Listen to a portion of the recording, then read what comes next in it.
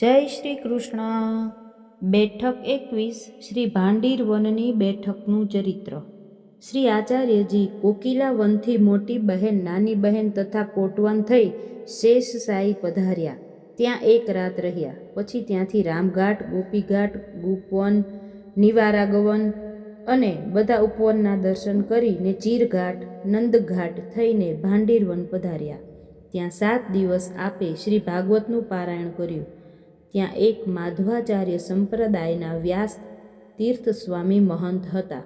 તેનું એક મહાસ્થળ હતું। તેણે આવીને શ્રી આચાર્યજીને કહ્યું કે મારે લાખ તો સેવક છે। મોટી ગાદી મધ્વાચાર્ય સંપ્રદાયની છે। મારું ઘર દક્ષિણમાં છે। રાજા મહારાજાઓ મારા સેવકો છે અને એક સેવક માધવેન્દ્રપુરી છે। તેના સેવક કૃષ્ણ ચૈતન્ય છે। લાખો રૂપિયા મારી પાસે છે। એ બધું આપને દઉં। આપ આ અમારી ગાદી પર બિરાજો। ત્યારે શ્રી મહાપ્રભુજીએ કહ્યું કે આનો પ્રત્યુત્તર કાલે આપીશ। પછી મહંત પોતાને આશ્રમે ગયા। પછી અડધી રાત્રિ થઈ ત્યારે 4 જણા મુગદળ લઈને આશ્રમમાં આવ્યા। એણે એને બહુ માર્યો। માર પડે પણ કોઈ દેખાય નહીં। ત્યારે એણે પૂછ્યું, તમે કોણ છો?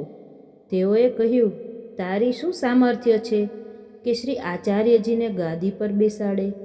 માટે જો તું પોતાનું ભલું ચાહે તો શ્રી આચાર્યજીના ચરણમાં પડ, નહીં તો અમે તને ઠાર મારશું। સવારે મહંત આવીને શ્રી આચાર્યજીના પગમાં પડ્યા અને વિનંતી કરી કે મને સેવક કરો। મેં આપનું સ્વરૂપ જાણ્યું નહીં। મને ક્ષમા કરો।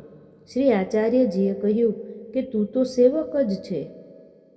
ત્યારે તેણે વિનંતી કરી કે મહારાજ, કૃપા કરીને મને શરણે લ્યો। શ્રી મહાપ્રભુજીએ એનો અંગીકાર કર્યો।